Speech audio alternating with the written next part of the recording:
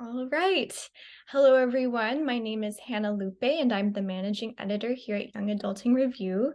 Today, I have the honor of chatting with Johnnie Christmas, #1 New York Times bestselling graphic novelist. He's written and created several graphic novels, including a middle grade graphic novel, Swim Team.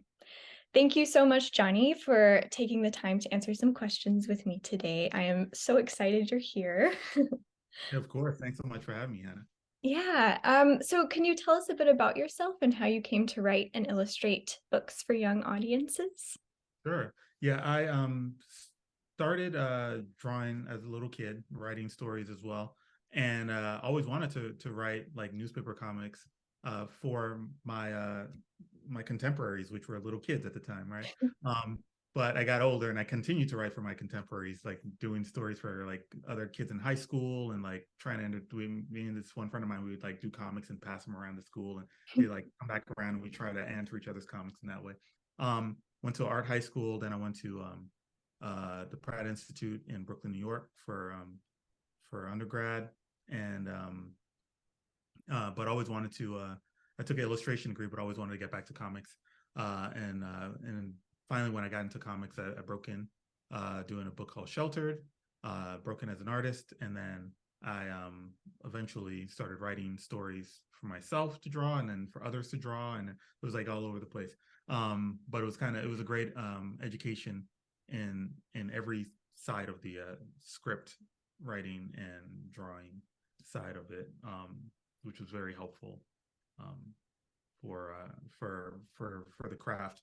And luckily, I was able to come back around to doing books for young readers. I was approached by an editor who thought that my style and my storytelling would really work for a young audience, and I kind of let that dream like go, and I sat with it for a bit and thought like, oh yeah, I think I could. And I went this was at a convention, so I was at a hotel. I went to the convention, took a shower, and by the time I was out of the shower, I had an idea, and I was like, okay, I think this is an idea that actually evolved into Swim Team eventually. Uh, Wow. yeah, like and this was back in 2015, Mhm. So that was, and then from that point on, like once the light was back on, the path to trying to get back to telling stories for a young audience was a main drive of mine. Amazing, amazing. And kind of along that line, what are the biggest differences, if any, when writing something like Swim Team versus working on like a more mature graphic novel like Tartarus? Cussing and violence. Really and truly. Yeah. Like I found that most of the stuff that I was when you're writing for adults, for me it was even easier because there were ways that you can spice up the drama by having it Mhm. fight or having some kind of salaciousy kind of talk or something. There's all these things that you can do that are a real shortcut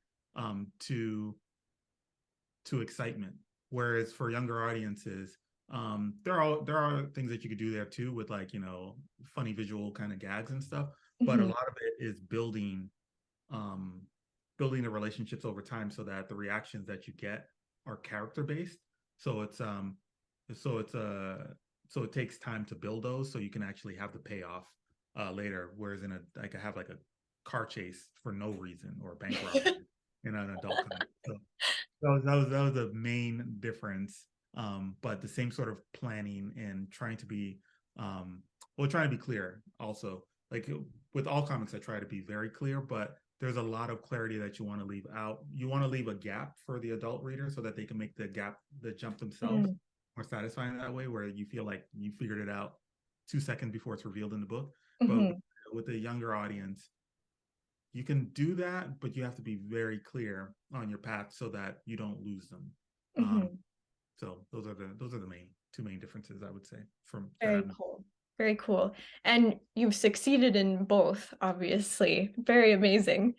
Um, and the third question is, Swim Team provides insight into a young Black girl's experience as she navigates friendships, growing up, and overcoming fears.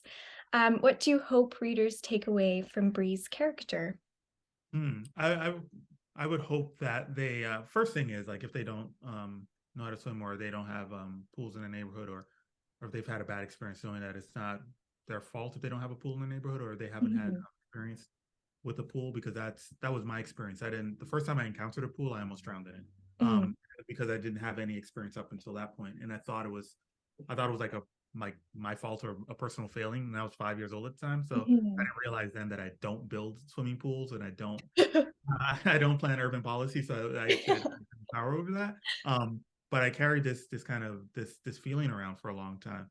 Um, and then the other thing I would like to convey is the working hard and putting your best efforts forward, and knowing failure is part of the process, failure in the moment, um, but that if you try and try again, um, you'll get better at whatever it is you're applying yourself to. um, so it might feel like you're even getting better at failing, like there's like Mhm. you're less reactive to the failure, or you're less um dissuaded by it, or you just kind of like, okay, well, that didn't happen, okay, how are we going to do it this time, Mhm. I would like to get that across, that to follow your heart and your intention, and keep driving at what you are aiming at, and that the result isn't necessarily as important as the effort. um Mhm. the effort is everything, because the effort is what you can control. Like you line up your shot with your arrow, and you take your breath, and you steady yourself, and you let it go, and then it's up to fate, right? Mhm. What you can do is prepare yourself in such a way that you're up until that point, it's the best that you could possibly do. um Mhm. and and accepting what comes after that. But a lot of times,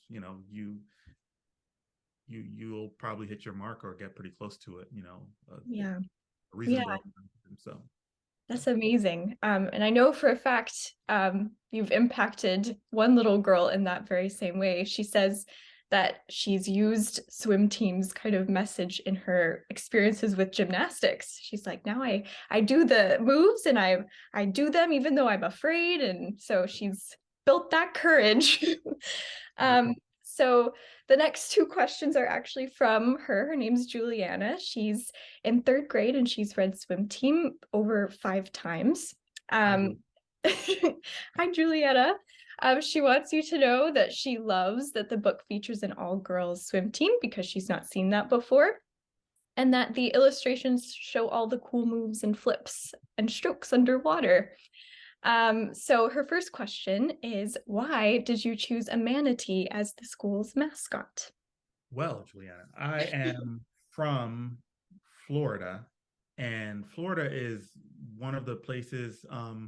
Is it? No, they must be in other places in the U.S., but they're huge down in Florida. Huge everywhere because they're very big animals. But as a kid, I loved manatees. I just thought they were so cool, and they're so very gentle, and they eat the seagrass, and they're very deliberate, and I just love them so much. And when you're not down in the southern states anymore, down in Florida, you don't see manatees anymore. So when Mhm. I was thinking of the mascot, I don't know how early the manatees came. I think it may have been very early for me, like in the Mhm. writing process. It might have been like right off the top. So they didn't want to do something like a shark or whatever. Um, not only because those are overdone, but also Mhm. um, it wasn't in keeping with our characters. Our characters are deliberate, and they keep trying, and they're very gentle, and they care for each other. Mhm. So manatee is like the perfect creature, and I don't know how I Yeah. got that, but I'm glad I did. Yeah. Um, and then her second question is, are the drawings of swimming pools in the book inspired by pools you've been to in real life? No, no, they're inspired by pools found on Google. Search.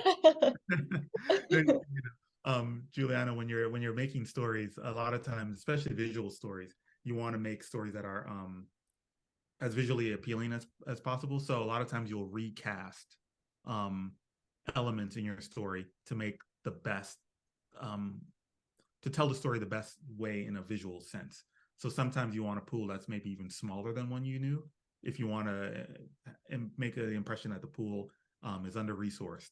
And then you might want to do a pool that's really big and grand if you want to get across the impression that the pool or the environment is rich with resources. Mhm. So I did a lot of searching around to cast the pools in swim team. Yeah, awesome. Thank you so much. You're welcome. That was our final question. Thank you, Johnny, for joining us here at Young Adulting today. It's been a pleasure chatting with you. Thanks so much, Hannah. Thanks for having me.